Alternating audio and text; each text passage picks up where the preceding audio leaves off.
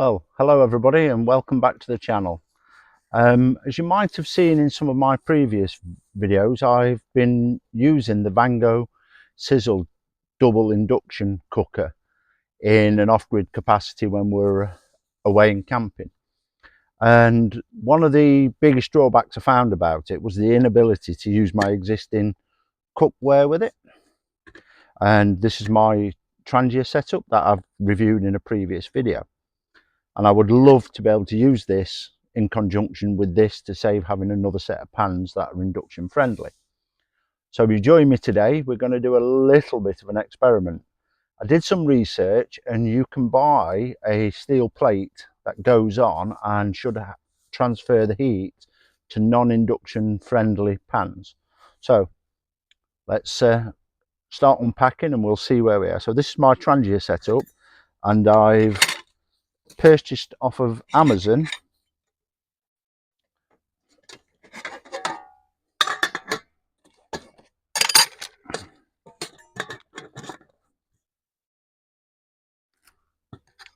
this adapter plate. It comes in two sections with a removable handle.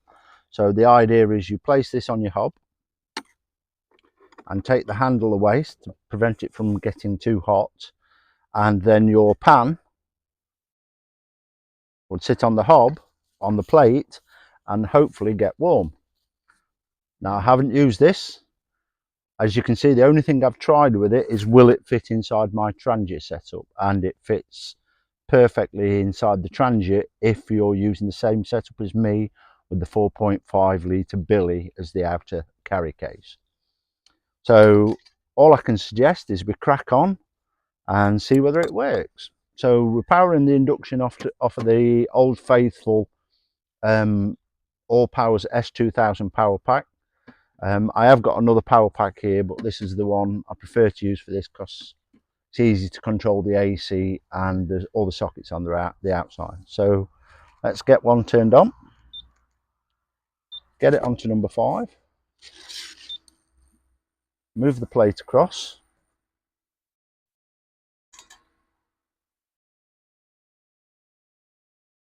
get the aluminium pan on there. Now this is a duo sole Trangia, which is a laminate with aluminium on the outer and stainless steel on the inner, and I have tried it on the induction hob without this adapter plate and it doesn't work, hence the need for the adapter plate.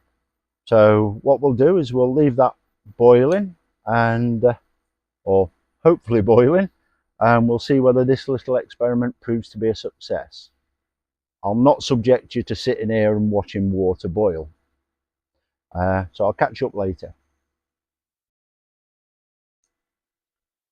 Right, it's only been a couple of minutes and we've already got steam rising off of the water. I don't know if that's showing on camera, but so far roaring success. It's boiling slightly slower than if you weren't using the adapter plate, but I don't see it being an issue. It's definitely it's starting to bubble in the center of the pan.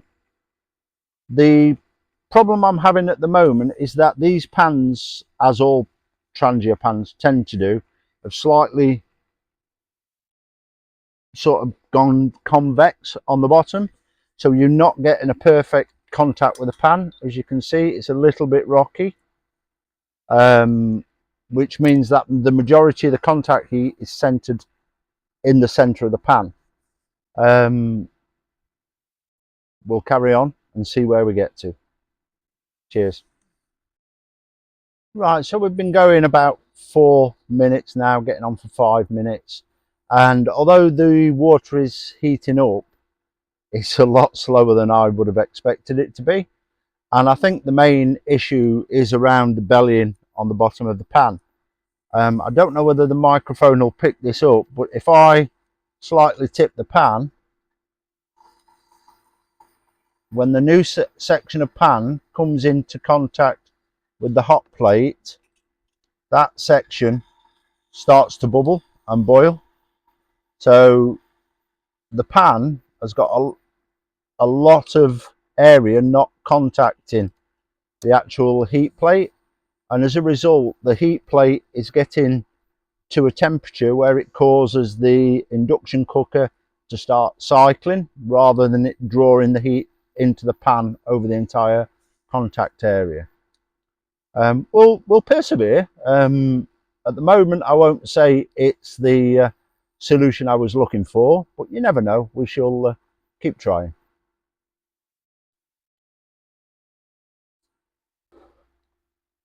Right then, seeing as I think I've identified what the problem is, what I've done is I've got my other pan out of the trangia set and I've got rid of the bellowing on the bottom just by putting it onto something and pushing, so as it's going to sit flat on a flat surface. There is no rocking, unlike on the smaller pan. So at the moment you can only see bubbling in the very center of this, and it's a very small contact area. So the plan is to decant this water into this pan, put this pan onto there, and see if we get a better contact area and therefore a quicker boil time. So we'll just drop that into there, put that on there,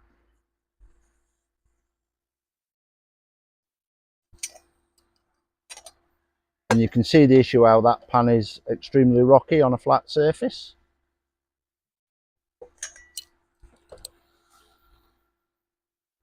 And almost immediately I can see that the bubbles are appearing in a different area, so hopefully that's a better contact. Still a slight little bit of rocking, but it's a lot better than the smaller pan was. So we'll carry on and see if that makes it boil a little bit quicker.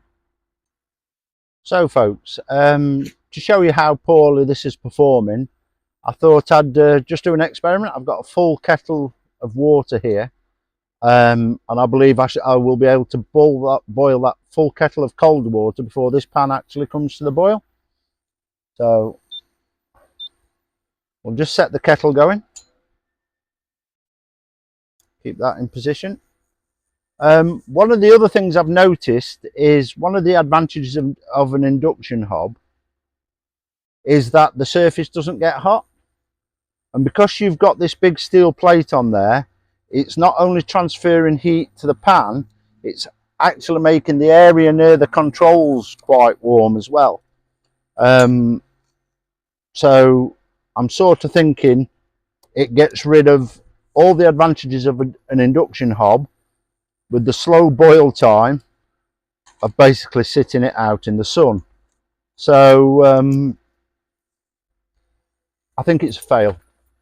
I don't think this is going to be the solution I was looking for, and until they bring out a full titanium or stainless steel trangia pan set, I think I'm back to the drawing board.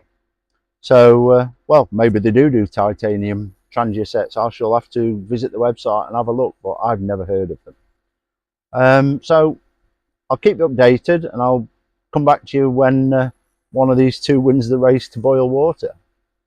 Catch you later. Right guys, you join me as we get to the thrilling end of the race. I realised it was a little unfair having the kettle with a lid and the pan not, so I've placed the frying pan as a lid onto the top of that pan, and as you can see the kettle has now reached a boil. There's a lovely rolling boil going off in there, so I'll turn that ring off and let's check on where we are with the pan. Nope, it's almost there, but it's nowhere near reaching the level of rolling boil that the kettle has. Is this consigned to the bin? Maybe not. One thing, because it's so poor at transferring heat, it might make a really good plate for simmering food on when you just want to keep it warm. Or the other option is there's a Swedish company, I can't recall the name on them at the moment, who do like a steel plate that sits in the base of the trangia that acts as a a griddle type heat plate, and I'm wondering whether I could adapt it for that. Anyway, another fail.